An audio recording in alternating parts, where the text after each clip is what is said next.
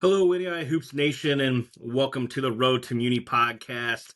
Uh, Coach Lubbers is joining us again, and this is Coach. I think it's safe to say we had about everything this week, what you expect to have in conference tournament action. The only thing we really haven't had right now is that quote unquote bubble buster that has won a tournament a little bit surprisingly yet, but we still got some more Yeah, conference championship games to go, so maybe we'll see one yet.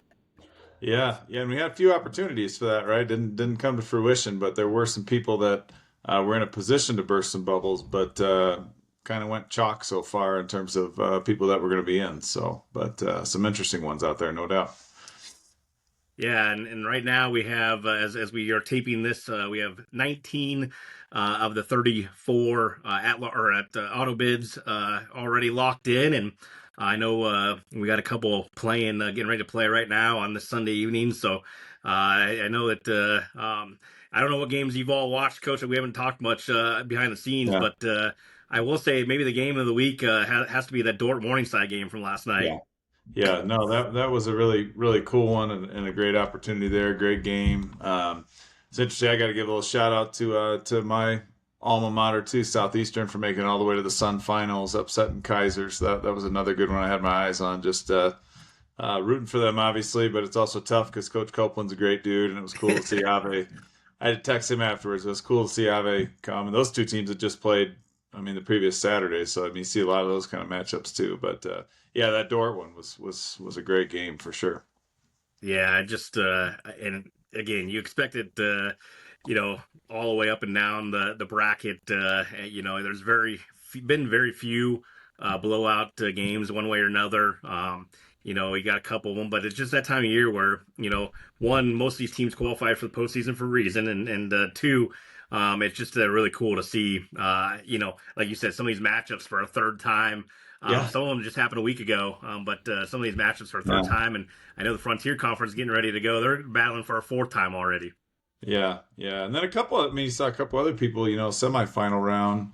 I think it was Masters was a 2 or 3 point win, right? Baker Yep. snuck out with a 2 or 3 point win. So some teams that are certainly tournament teams, but snuck their way through that semifinal round. But yeah, the conference tournaments are really fun because there really is especially once you get past the maybe the opening round of it, but you get 2 or 3 rounds in, it could be really fun, especially in some of those bigger leagues.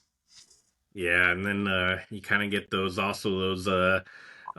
don't want to say random moments, but you get like right now it's pretty cool to see some of these teams. You had a team out of South or out of the Red River Southwest who last year they made the championship game coming from the 6th seed. This year they did it from the 7th seed.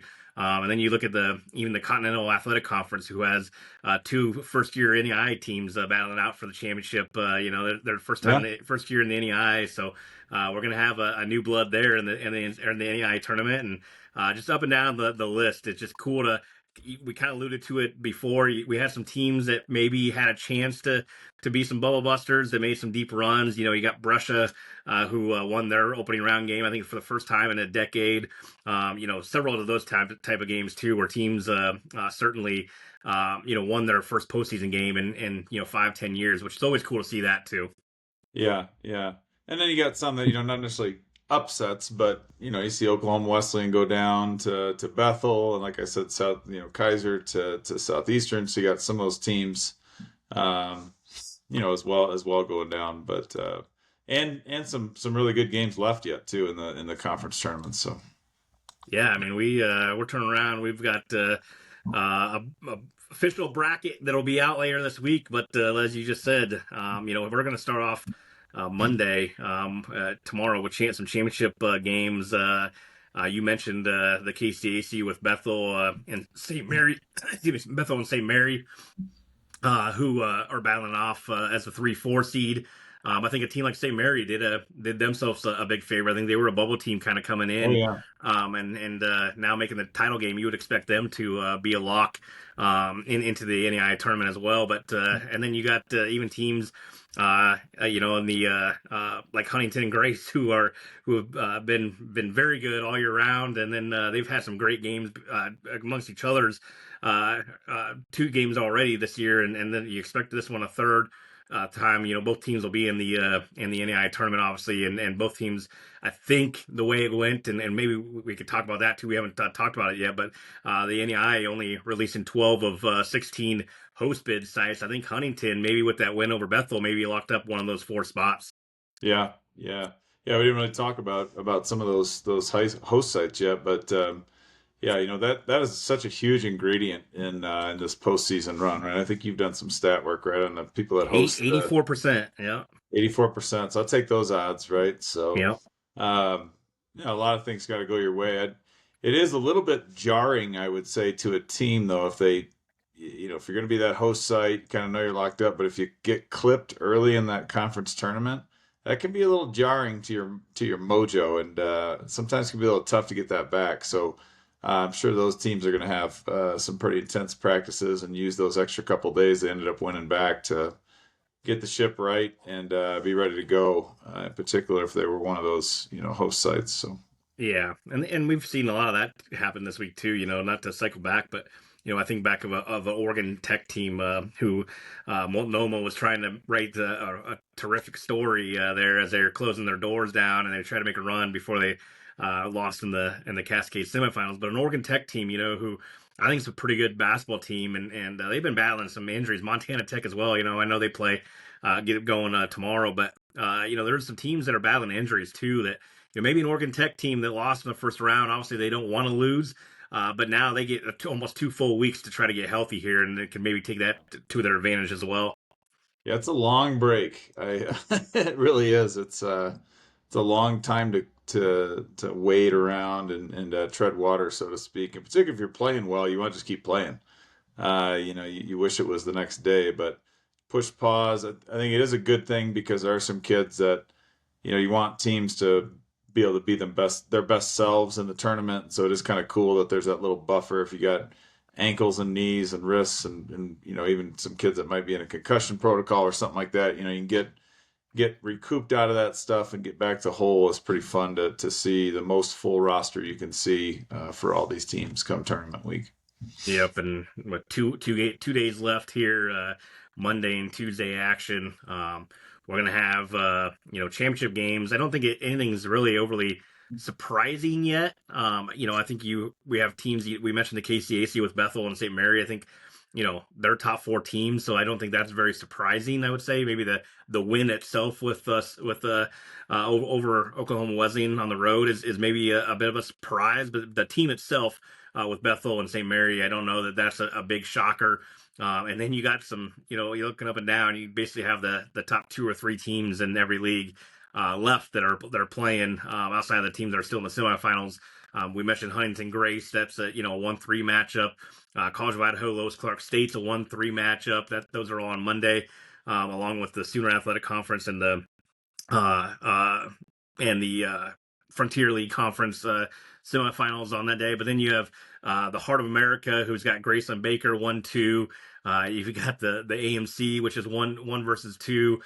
You got the GSAC, which is 1 versus 2. You got the North Star, which is 1 versus 2, and then you got the Morningside at Concordia, which I don't Morningside faltered a little bit late, but not a big surprise to see them being in this championship game, other than the fact that they went to Dort and pulled off the thriller there on the last second buzzer beater shot, and I believe it was 109-106 shootout. Basically everybody left outside maybe the River Conference, or River States Conference. It's basically 1 versus 2 or 1 versus 3.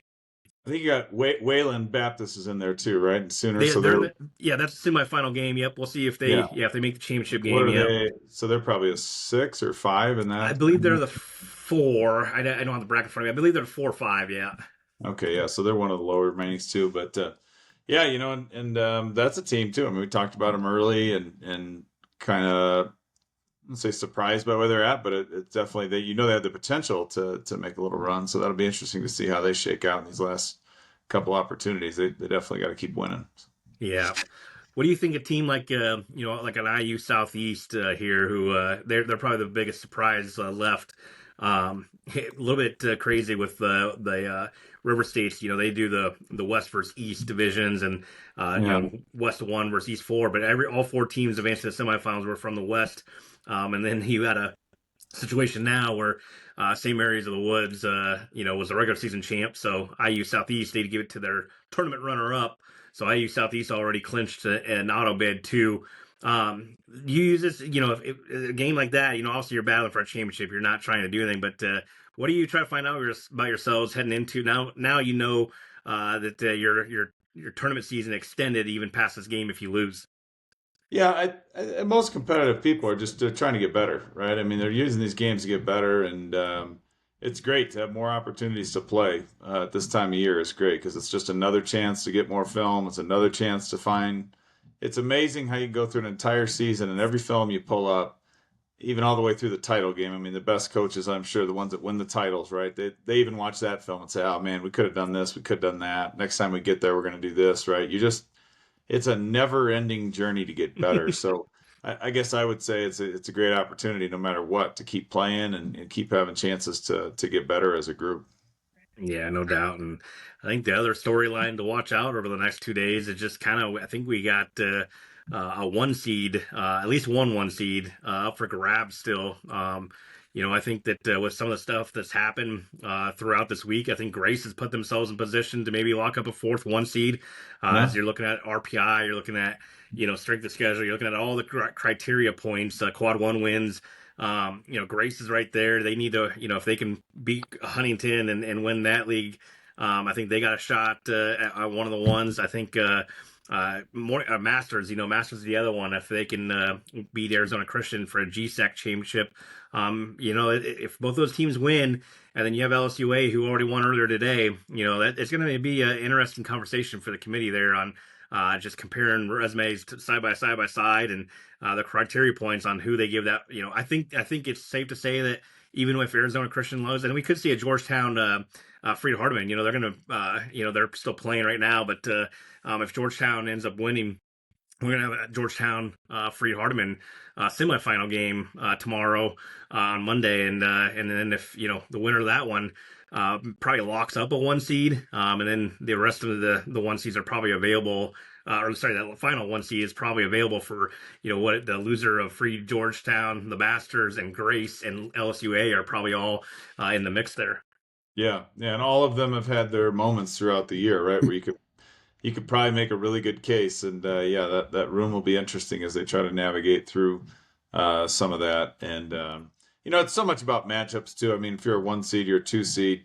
I guess you could tweet it out or whatever it is you people do with that. But, it doesn't matter really. I mean, one, two seed, it's all about matchups. It's all about health. It's about how you're playing as a group, and you got the dudes or you don't, and you got the execution or you don't. And so I don't know that any of those folks are going to be losing a lot of sleep if they're on the 1 or 2 line, but it is an intriguing conversation for sure to Yeah, sit around and think about what that means. And it can matter, right? Because it's just a matter of who you see later down the road too. So yeah, yeah, matchups for all the sure. way through.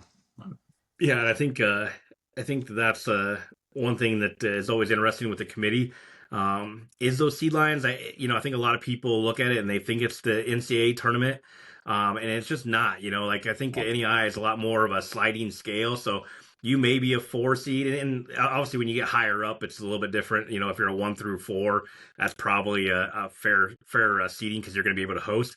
But then they use those quad host sites, bless you, host sites to, figure out locations from there. And then, you may be let's say a 7 seed, and you could be anywhere from a 5 seed to a 10 seed just because they're going to try to keep you within that 10-hour driving distance. And you're not a true, your seed may not be a true definition of who you are.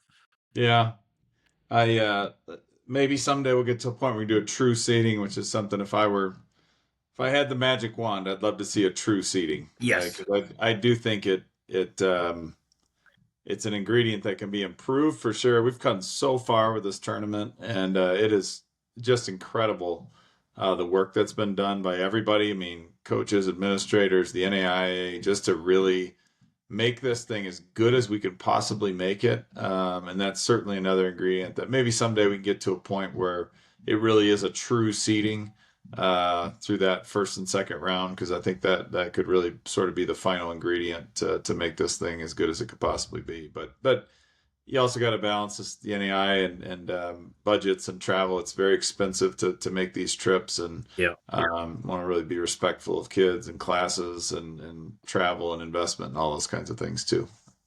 Yep, a lot of factors to factor into that, and we'll see if down the road, I think they're constantly tweaking it to try to make it as good as possible, and that's always kudos to the everybody involved with that. Just Yeah. they're always trying to improve it at least. But no, Coach, we're gonna finish up conference tournament season. We will have our official bracket reveal on Thursday, and we'll have our NEI preview national tournament preview show for everybody on Friday. So it's gonna be a fun week, a busy week. But it is officially March, and it's time for some actual national tournament action. Let the madness begin here shortly. So it's a lot of fun. Great time of year. So excited. Yep, that's the Road to Muni podcast for a reason. We're almost to the Road to Muni officially as the national tournament starts up. We're looking forward to seeing everybody on Friday for what is our biggest show of the year. And it's always, or last year's show was, very well received. So we appreciate everybody looking at, or watching that one and all the feedback back. And we're excited to bring it to you again this year, partnering with the NEI to bring you that one. It'll actually be on the NEI YouTube channel, not our own. So make sure if you're looking for that one, as much as we loved having you visit our YouTube channel, make sure if you want to see our ugly faces, you head over to the YouTube channel. But Coach, until next week, it is Coach Lubbers and Junior signing off.